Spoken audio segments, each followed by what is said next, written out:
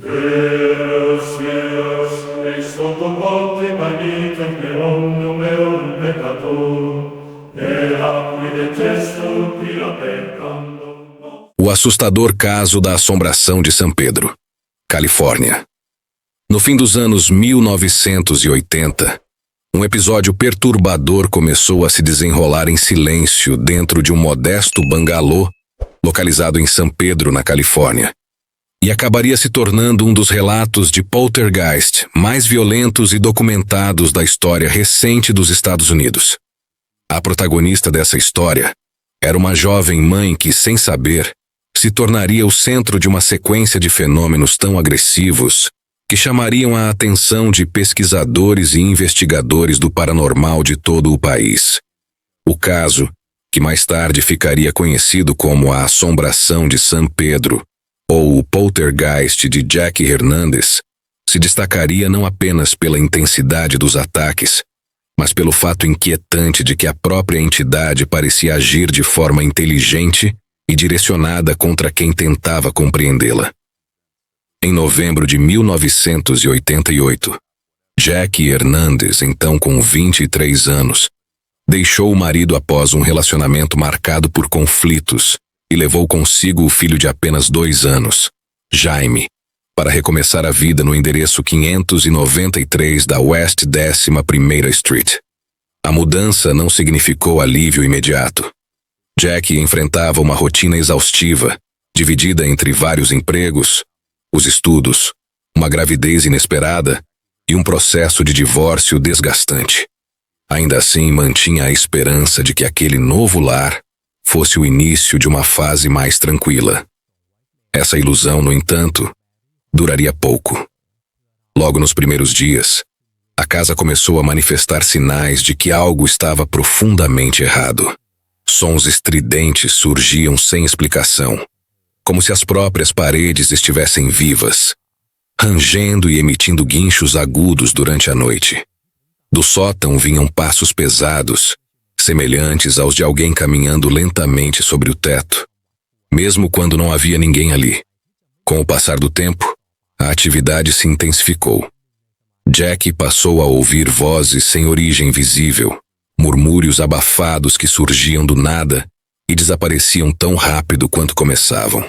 Objetos mudavam de lugar sozinhos, sumindo de um cômodo e reaparecendo em outro, como se uma força invisível estivesse brincando com a própria realidade. Havia também a sensação constante de estar sendo observada, um peso sufocante que nunca a abandonava, acompanhado de sombras rápidas captadas apenas pelo canto dos olhos, sempre fugindo quando ela tentava encará-las diretamente.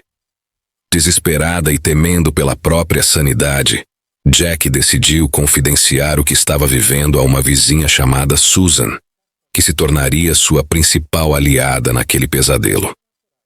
Susan não apenas ofereceu apoio emocional, ajudando Jack a lidar com o trauma do divórcio, como também presenciou vários dos acontecimentos estranhos, confirmando que aquilo não era fruto de imaginação ou estresse.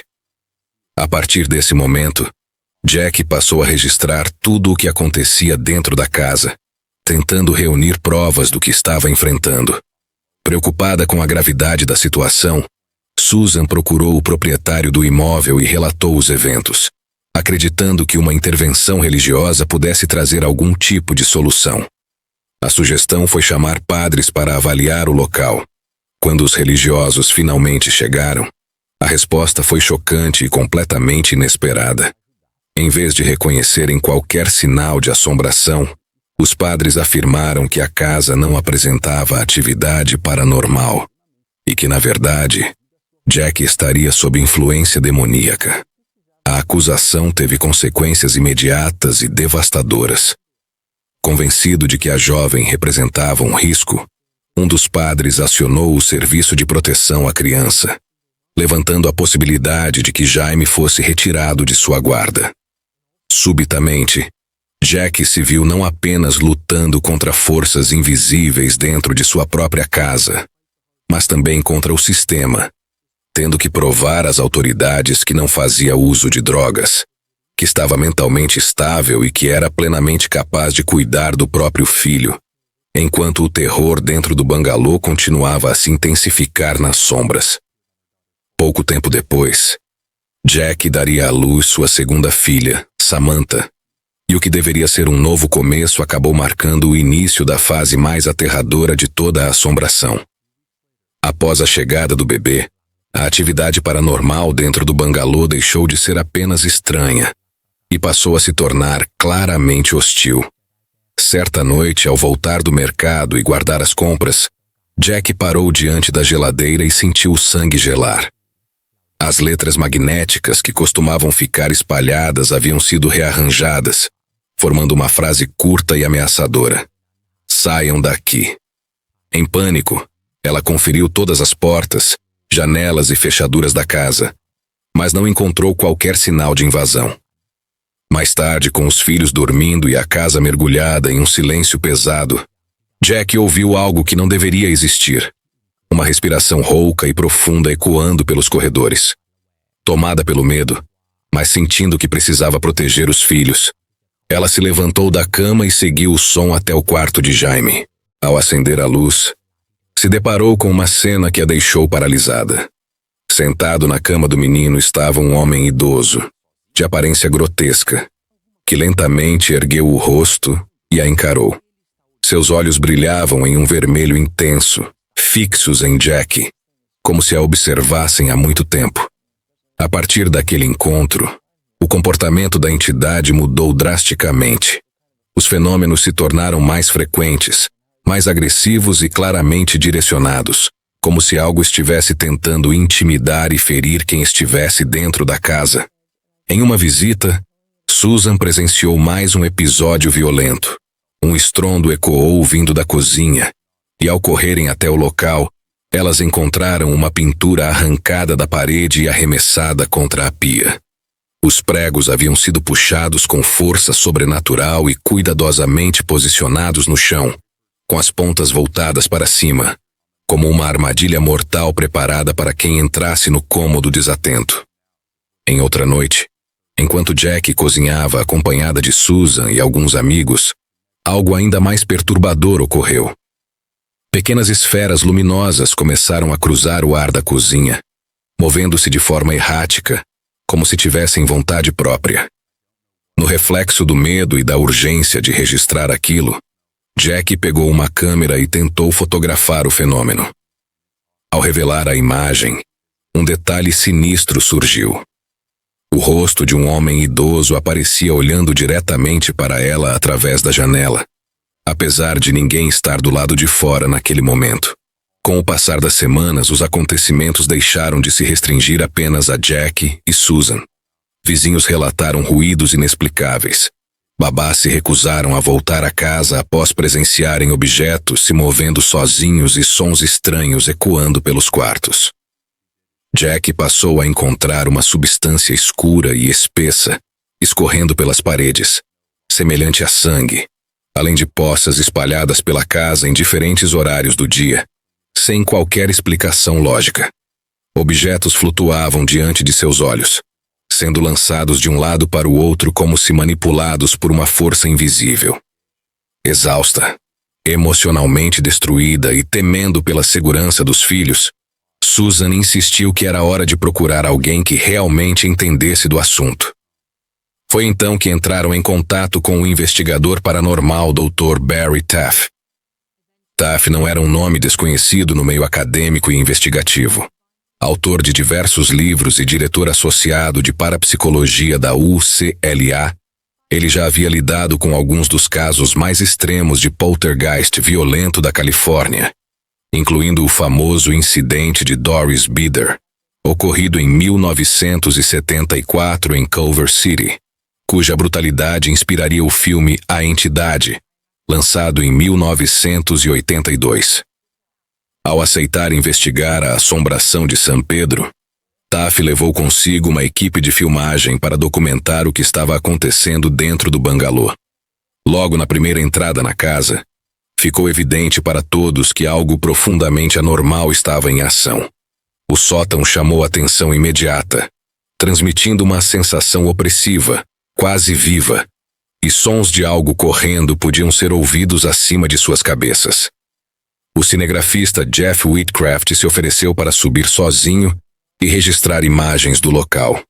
Enquanto filmava, conseguiu captar várias esferas luminosas flutuando no espaço escuro, até que, de forma abrupta, sua câmera foi violentamente arrancada de seu pescoço. Tomado pelo pânico, Jeff desceu as escadas correndo, tentando fugir, mas antes que alcançasse a saída, algo invisível o agarrou pelo pescoço e começou a estrangulá-lo. Lutando desesperadamente, ele conseguiu se soltar e escapar. Após alguns minutos para se recompor, Jeff e outro cinegrafista criaram coragem para retornar ao sótão. Lá em cima, encontraram a câmera destruída, separada em várias partes, como se tivesse sido desmontada à força por mãos que ninguém podia ver.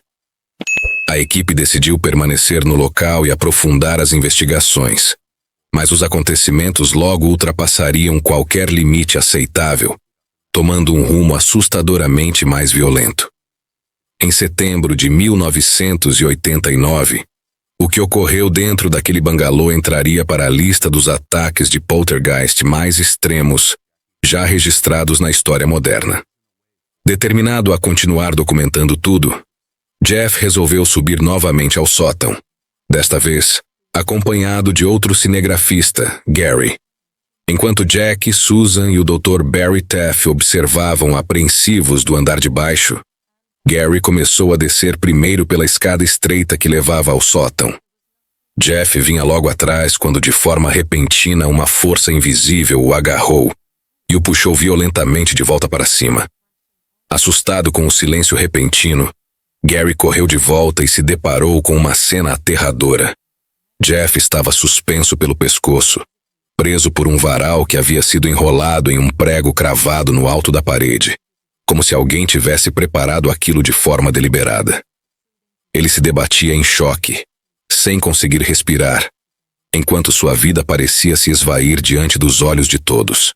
Gary conseguiu alcançá-lo a tempo e, com enorme esforço, libertou Jeff antes que fosse tarde demais. A gravidade do ataque deixou claro que a entidade não estava mais apenas tentando assustar, mas sim ferir, talvez até matar. Diante daquele horror, Jack finalmente entendeu que não podia mais permanecer ali. Embora a ideia de se mudar com duas crianças pequenas fosse desesperadora, ficou evidente que a casa representava um risco mortal. Jack deixou o bangalô e se mudou com os filhos para um trailer nos arredores da cidade, acreditando que o afastamento do local encerraria o pesadelo. No entanto, a atividade paranormal não cessou. Mesmo longe da casa, fenômenos estranhos continuaram a persegui-la, reforçando a ideia de que o foco da entidade não era o imóvel, mas a própria família. Enquanto isso, o Dr. Taff e sua equipe permaneceram investigando o bangalô abandonado, tentando compreender a natureza da força que ali residia. Durante os estudos, Taff afirmou ter estabelecido uma forma de comunicação com a entidade por meio de um tabuleiro Ouija. Segundo ele, a presença revelou não suportar Jack nem seus filhos e demonstrava um ódio particular por Jeff, afirmando que ele se parecia com o homem responsável por sua morte. Jack e a família ainda continuariam a vivenciar episódios paranormais por mais de um ano, até que, de forma gradual, as manifestações cessaram por completo. Como já mencionado, o caso se consolidou como um dos episódios paranormais mais violentos e extensivamente documentados da era moderna, levantando questionamentos que permanecem sem resposta até hoje. Uma das maiores dúvidas envolve a verdadeira natureza da entidade. Muitos acreditam que se tratava de um poltergeist, especialmente pelo fato de a atividade ter seguido Jack mesmo após a mudança, algo típico desse tipo de manifestação, que costuma se vincular a pessoas específicas e não a lugares. Poltergeists são tradicionalmente descritos como forças caóticas, raras e extremamente perturbadoras, frequentemente retratadas em livros e filmes por sua capacidade de evoluir de simples brincadeiras para episódios perigosos. Em muitos relatos, a atividade começa de forma aparentemente inofensiva, como luzes que se acendem sozinhas ou objetos que mudam de lugar, mas com o tempo se intensifica, podendo se tornar física e violenta, como ocorreu no caso de Jack. Também é comum que essas entidades se manifestem em períodos de grande instabilidade emocional, tendo como alvos frequentes adolescentes ou indivíduos sob forte estresse psicológico. Jack vivia um dos momentos mais difíceis de sua vida, cercada por traumas, pressão emocional e exaustão, o que a tornaria um alvo vulnerável. Ainda assim, há elementos que desafiam a explicação clássica do poltergeist. Diferentemente do padrão, Jack relatou ter visto a entidade se manifestar visualmente em pelo menos 2 ocasiões distintas, algo extremamente raro nesse tipo de caso. Esse detalhe levou muitos a acreditarem que não se tratava apenas de uma energia caótica, mas possivelmente de algo mais consciente e maligno, talvez de natureza demoníaca. A entidade demonstrava intenção clara de causar dano, tanto à família quanto aos investigadores, fugindo do comportamento típico de manifestações conhecidas apenas por travessuras. Embora existam registros de poltergeists violentos, a intensidade e a inteligência aparente dos ataques levantaram suspeitas. Ainda assim, alguns críticos questionaram a veracidade do relato, sugerindo exagero ou até mesmo fabricação dos eventos. Essa hipótese, porém, perde força diante do número de testemunhas envolvidas, incluindo pesquisadores experientes, cinegrafistas e o próprio Dr. Barry Taff, além de registros documentais do período. Mesmo assim, há quem questione a credibilidade de Taff e de sua equipe, mantendo o caso envolto em controvérsia, mistério e debate até os dias de hoje. Apesar das críticas direcionadas ao Dr. Barry Taff e à sua equipe, que alguns acusaram de utilizar procedimentos investigativos descuidados e pouco rigorosos, o fato é que dezenas de pessoas afirmaram ter presenciado eventos impossíveis de serem explicados por meios convencionais. O volume de testemunhas e registros tornou difícil descartar completamente o que ocorreu em São Pedro. Mas afinal, até que ponto esse caso se compara a outros episódios de poltergeist violento registrados ao longo da história moderna? Na pequena cidade de Odin, no estado de Indiana, durante a década de 1940, uma força invisível aterrorizou uma residência ao provocar incêndios espontâneos repetidas vezes ao longo do dia, colocando a vida dos moradores em risco constante. Ainda assim, para muitos pesquisadores, o episódio mais brutal envolvendo um suposto poltergeist ocorreu em Pontefract, na Inglaterra, entre o fim dos anos 1960 e o início dos anos 1970, no caso que ficaria conhecido como o Monge Negro de Pontefract. Naquela casa, uma entidade teria perseguido uma adolescente de forma obsessiva, chegando a agarrá-la pelos cabelos e arrastá-la escada acima diante de testemunhas. Até hoje, o local permanece ativo como um ponto de investigação paranormal, atraindo caçadores de fantasmas de diferentes partes do mundo. Os relatos vindos dali continuam sendo perturbadores. Segundo o responsável pelo imóvel, algumas pessoas precisaram ser retiradas às pressas após vivenciarem experiências intensas demais para suportar, enquanto outras abandonaram definitivamente qualquer tentativa de investigar fenômenos paranormais após cruzarem aquela porta. Retornando ao caso do poltergeist dos Hernandes, o que o torna verdadeiramente singular é a combinação rara de fatores: múltiplas testemunhas independentes, registros fotográficos e uma escalada de violência que ultrapassou o padrão normalmente associado a esse tipo de manifestação. Embora existam precedentes de poltergeists agressivos, episódios com esse nível de hostilidade são considerados extremamente incomuns. Pouco se sabe sobre o destino de Jack e de seus filhos após o fim do tormento, e os registros disponíveis não detalham como reconstruíram suas vidas depois de tudo o que enfrentaram. Resta apenas a esperança de que tenham finalmente encontrado a paz que lhes foi negada por tanto tempo. O bangalô localizado no número 593 da West 11ª Street aparentemente ainda existe, silencioso, como se nada tivesse acontecido entre aquelas paredes. Curiosamente, relatos indicam que a atividade cessou gradualmente após o encerramento oficial das investigações, deixando para trás apenas perguntas sem resposta, testemunhos inquietantes e a sensação persistente de que algo ali jamais foi totalmente compreendido. E assim, o caso do poltergeist de São Pedro foi oficialmente encerrado. Não porque tenha sido explicado, mas porque simplesmente deixou de se manifestar. Nenhuma resposta definitiva foi encontrada, nenhuma entidade foi identificada, nenhum culpado foi nomeado. Restaram apenas registros, testemunhas marcadas para sempre, e uma casa que, por fora, parece comum demais para carregar tanta dor. Histórias como essa nos lembram que nem todo mal precisa de um rosto, nem toda ameaça faz barulho ao se aproximar. Algumas coisas observam em silêncio, esperando o momento certo para agir. E talvez o mais perturbador não seja o que aconteceu dentro daquele bangalô, mas a possibilidade de que aquilo nunca tenha ido embora. Apenas aprendido a esperar. Se você acha que isso é só mais uma história de fantasma, talvez seja melhor repensar. Antes de duvidar, lembre-se, havia testemunhas demais para tudo isso ser apenas coincidência. Se algo assim acontecesse na sua casa, você teria coragem de permanecer? Casos como esse não pedem explicações, pedem atenção. Se você chegou até aqui, já percebeu, nem todo silêncio significa segurança.